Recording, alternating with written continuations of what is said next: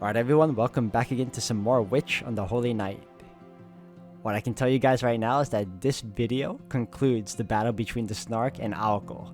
So you guys, I hope you enjoy it because it was fun and fantastic to see. And if anything else, I hope you all continue to enjoy. Thank you again for all the love and support. Let's get right back into it. Alright everyone, welcome back. 黒いって壊したらそれっきりだものね。 Flat Snark would never again return to this world. It was an insanely rare item, so invaluable that it would have been impossible to price it for an auction at the Association in London. Aoko had sent Alice's priceless treasure of the Magecraft world to oblivion. Needless to say, things had gotten more than a little out of hand. まあ、でも。 They had both agreed to the fight, so Alice probably would not complain. Even if she was furious, she would never be so undignified as to show it. The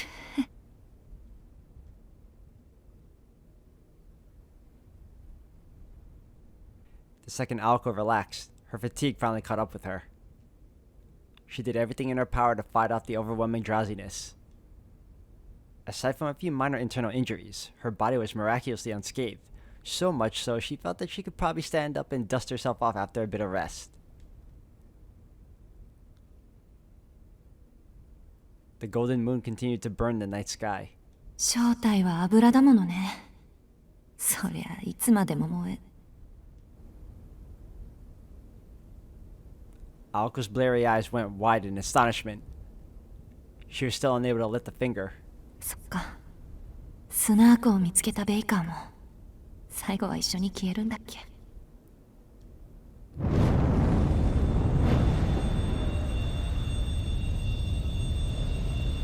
She sighed in resignation.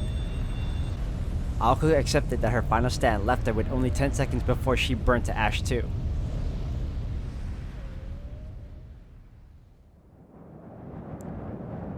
Elsewhere, just a short moment prior, buffeted by strong winds atop the roller coaster, Sojiro gravely peered down at the ground. Mumu? All he could muster was a single murmur. He could see Aoko on top of some drawing on the ground and... なんだあれ。いくらなんでも頑丈すぎないか。 In the distance, there was something familiar in the direction of the ruined house of mirrors. Sojiro's job, to throw Aoko's hair from a great height, was complete. While not the most impressive of tasks, it was absolutely a matter of life or death. And to top it all off, just thinking about how he was going to get back down to the ground was making him dizzy. He had experienced more than enough trouble for one day. いや、でも、あれ。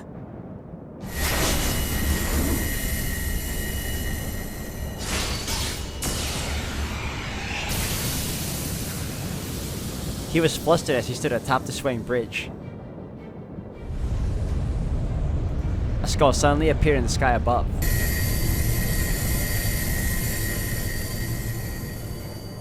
On the ground, he could see a circling blue light with Aoko Aozaki in the middle of it. And one more thing. A shadow was approaching Aoko that only someone from his vantage point could see. A shadow missing the lower half of its body. I knew it was the mannequin again. I was thinking the mannequin was the one chasing after earlier on, but it turns out it was like that red hooded figure that we still don't know about. The upper half of its body was slowly clawing its way to Aoko. They were still over 600 feet apart. Unfortunately for Aoko, she completely failed to notice it approaching from behind. 遠くて見えないけど、あれは He was sure of what it was now. There was only one thing in the park that would chase Aoko and not him. The puppet. いや、でも、ほら、あるいは、ひょっとして、ただの偶然ではないだろうか。 His mind ran in circles. It was a perfectly reasonable reaction. Any grip on reality he might have had left was long lost when Aoko started firing beams of light at the monstrous moon.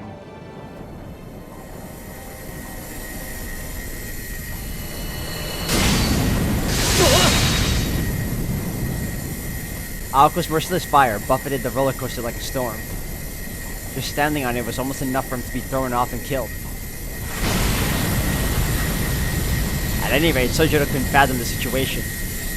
Should he head back to the engines of the roller coaster and warn Aoko about the incoming threat?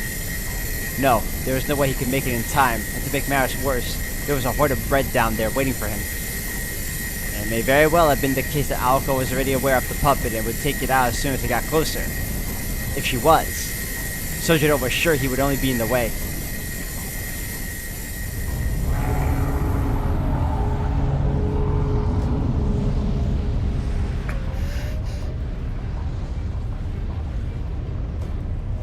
It did not seem like there was anything he could do to help.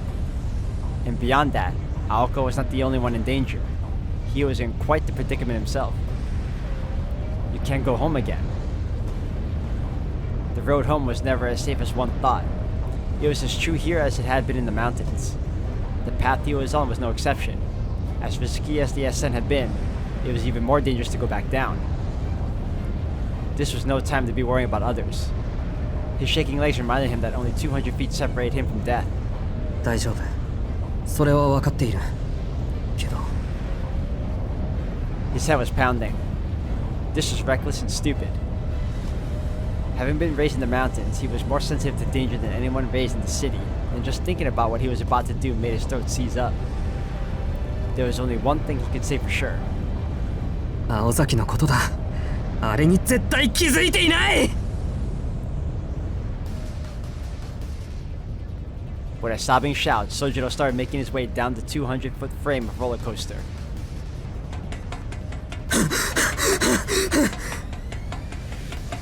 His race toward death accelerated. He never meant to speed up, but the downward slope propelled him forward.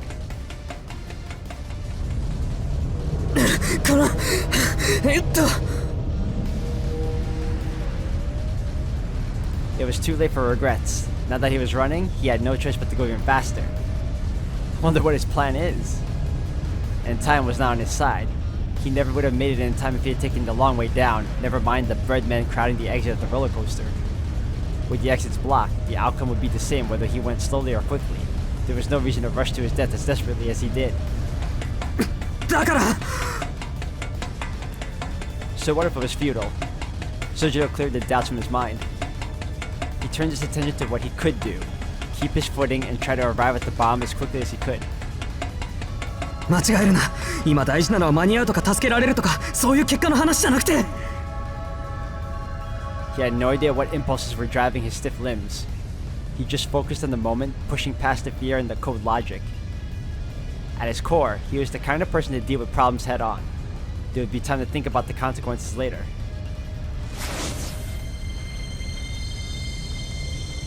But hesitation was not his only obstacle. こんな時に。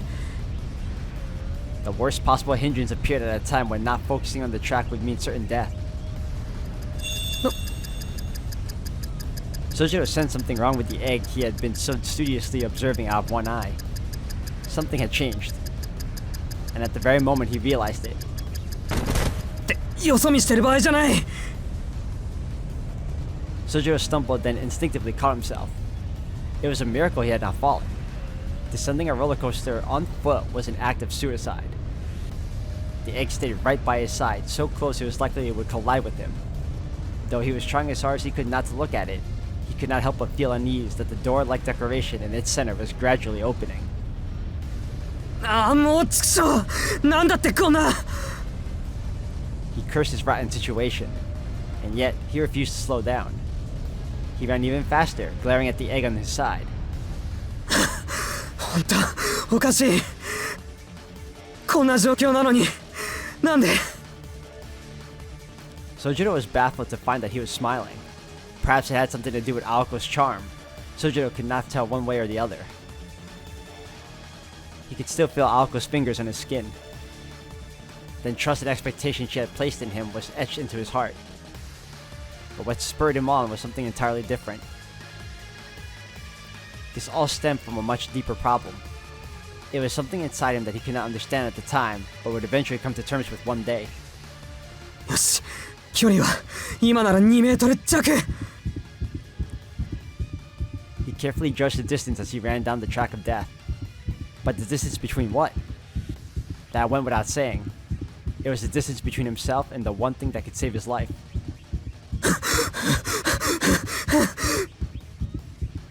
He told himself he was going to do it over and over like a mantra. Sojiro could not believe himself. What he was about to do was incredibly stupid. But what is stupid when smart is not an option? 本当なんでそこまでやるんだ Amidst it all, he laughed at how pointless such self-reflection was now. Temporary confusion, a psychological thrill ride, both had laid his soul bare. What really mattered. But a simple man gets by without deep thought. Sojiro's primitive mind did not crave success or reward. For him, it was simple. よし He was doing it because he wanted to, not because he felt obliged to those around him. His desire to live his way was his and his own. 行こう If the egg had been equipped with a vocal function, they would have gasped in shock at what happened next. The boy who had only tried to escape up until this point suddenly shifted his weight. He pointed his feet outward instead of inward. On the edge of one rail, he crouched ever so slightly to maintain momentum and gazed at the floating egg. やれる距離的に問題はない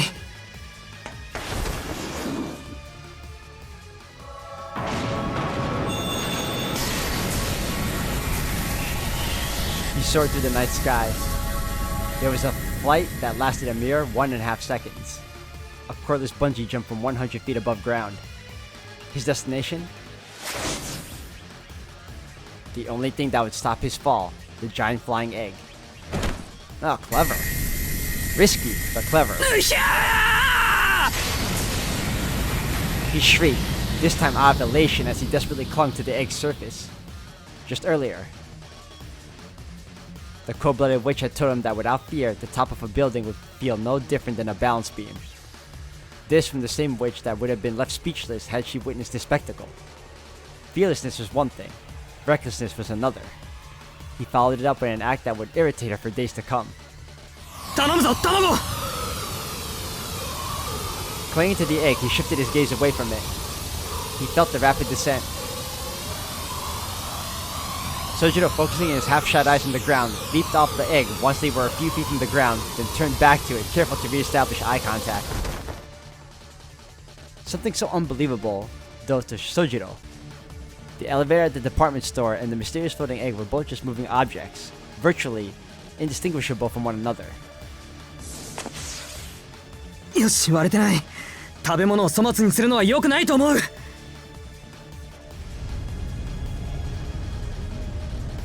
He landed near the plaza. The shortcut that almost cost him his life had paid off. Sojiro took off running the second his feet touched the ground. The puppet after Aoko was the only thing on his mind. He paid no mind to the moonlight in the sky. Or the egg, furious about being used and seconds away from self-destructing and blasting fragments all over the place. 青崎 ナヌ Aoko's dumbfounded expression spurred Sojiro on. The curse was complete. The empty egg began to sing its warning to let them know there was no escape.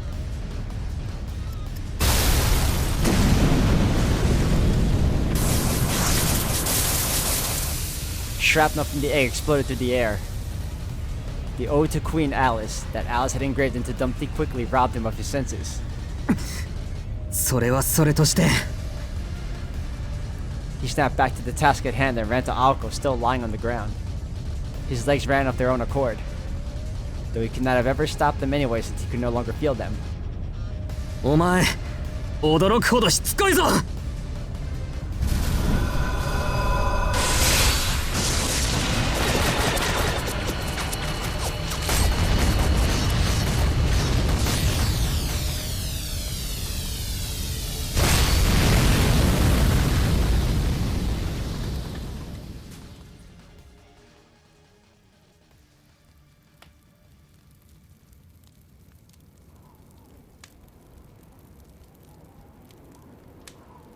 The scrambled murder case. Piles of rubble became flowers of light blooming from the earth.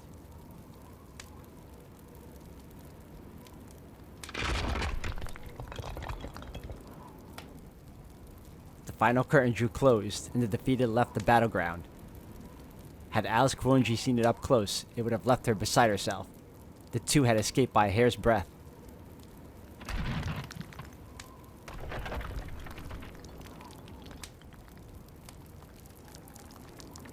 The only person in a position to witness that rare mutual destruction was the girl who had been saved from it. The boy who had never stopped running paid it no mind.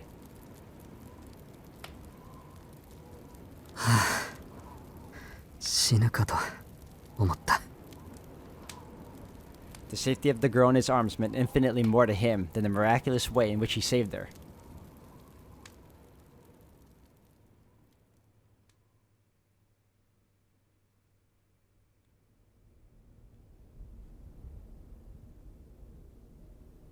The moon did not wait for dawn to set. The ornamental texture of the fairy tale kingdom faded away. All the illusions returned to the way they were before. From the ostentatious chords reverberating through the streets, to the puppets welcoming their guests.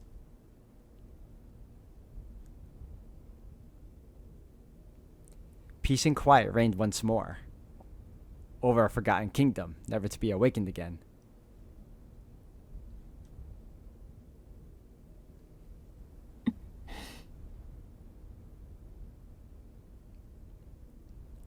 Out flickered the embers of a late-night dream. Even the electric lamps that illuminated the park. Together, they watched it disappear. Sojiro lay on the ground, desperately gasping for air like a fish out of water. The curse of the exploding egg had numbed his pain, and he was understandably exhausted after all he had experienced. He looked like he could be blown away by the lightest of breezes. While Aoko was also exhausted, she was still in better shape. Focused on taking deep, even breaths, she was already working to recover her strength. あのさ、 She addressed Sojiro indifferently as her gaze remained on the amusement park. The abruptness of it was a bit theatrical in nature. She wanted to look at him as she spoke, but her pride was simply too great. あなた、なんかすごいことしなかった？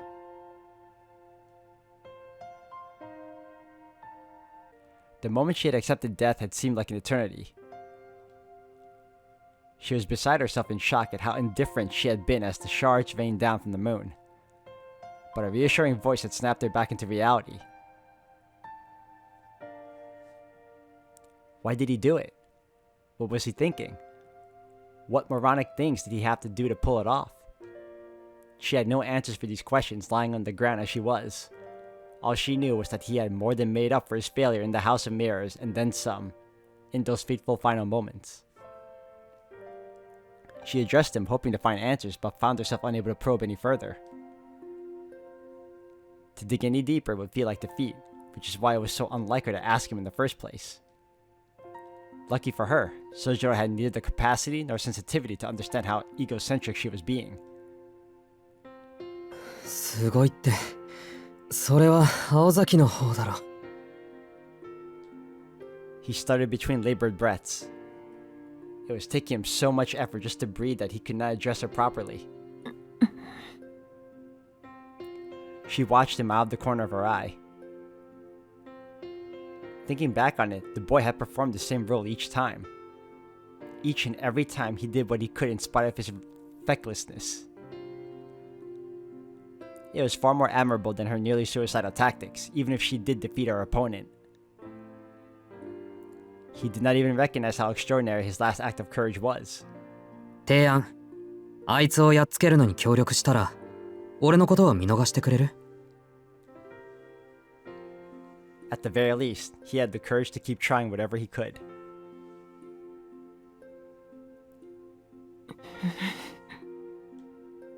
A spectator might have viewed him as a supporting actor.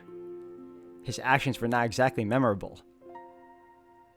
But the lead actress he supported did not see it that way. まあね、認めたくないし、口になんてもっとしたくないけど。Such inspired actions were wasted in a supporting role. This guy really pulled off the impossible. It was so amazing that she wanted to shout it as loud as she possibly could for all the world to hear.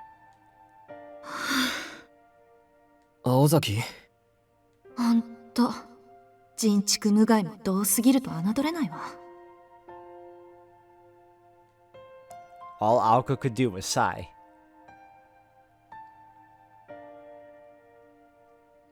How could she not? Even she was forced to admit that the way he'd snatched her from the jaws of death was dashing. 評価甘めだけど。 Truth be told, he was a lunatic for doing what he did.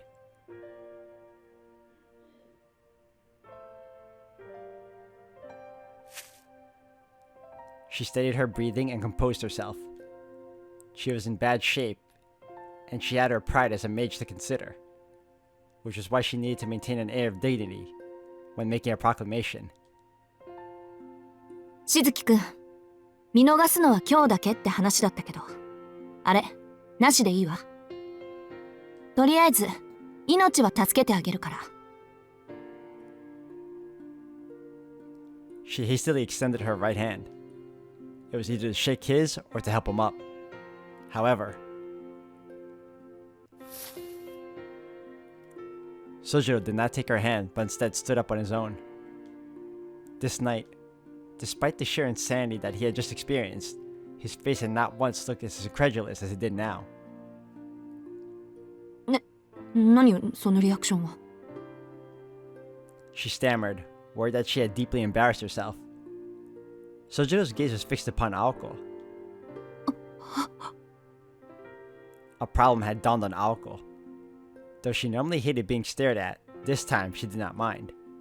Rather, she was enjoying the warmth in his eye and felt like it was something she could almost come to appreciate. Don't you get it? This isn't just about friendship. And I didn't mean he only likes you either. Believe me when I say that's Sonoji really. The conversation came rushing back. It was a memory better left forgotten. いかん、それは違う。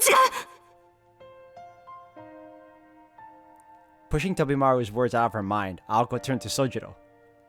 それとこれは別だから。私はあんたのこととか、ほんとどうでもいいんだから。 Puzzled, Sojiro tilted his head. さっき嫌いだって言われたけど He responded matter-of-factly to her sudden declaration. She certainly had pointed that out, and to his face no less. It had a mere figure of speech that he was not meant to take literally. But now is not the time to belabor the point. そうじゃなくて、あなたが私に惚れてても期待しないでって言ってるの。 Yet belabor she did anyway. Aoko blushed slightly, realizing how inane she was being. She wondered how she'd ended up in this position.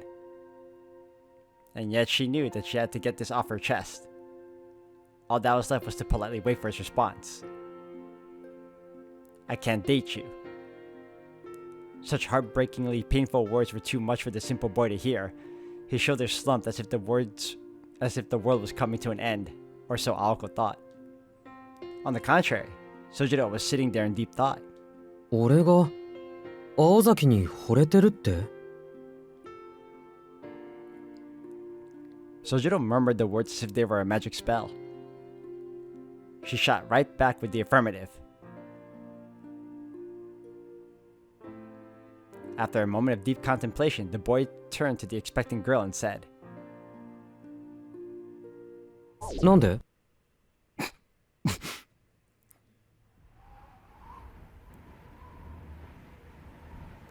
He had to be joking. But he was not. He was completely serious. He liked her, but he didn't like her. I'm getting some Hey Arnold flashbacks right now. Of course, the vice president had jumped to conclusions. This boy had no interest in romance. He probably didn't even know what that was. She was incredibly embarrassed by how confused Sojiro still appeared to be.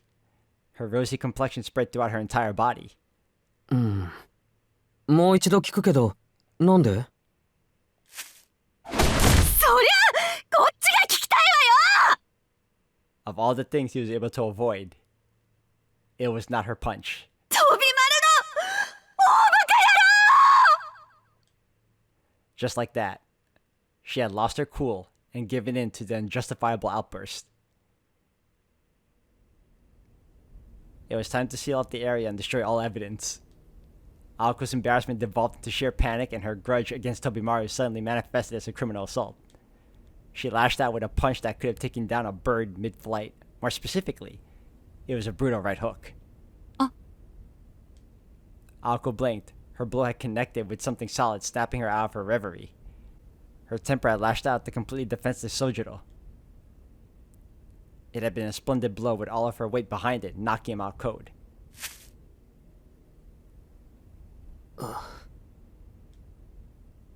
Sojiro groaned, crumpling to the ground. Her punch finished the job that the curse had started. If not for the discomfort on his face, he had appeared almost to be sleeping.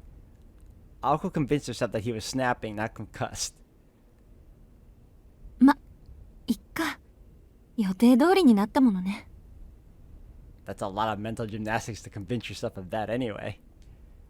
The tension in her shoulders eased away as she looked down at Sojiro. A ton had gotten her way over the course of today, but the day was saved, for now. With nobody left to butt heads, she felt exhaustion finally overtake her. うわ、歩いて帰れるかな、私。Her fatigue was enough to make her complain out loud. When she thought about it, she realized that this was the first time she had used up all of her magical energy and the first time she had participated in a battle of this scale without any prior preparation.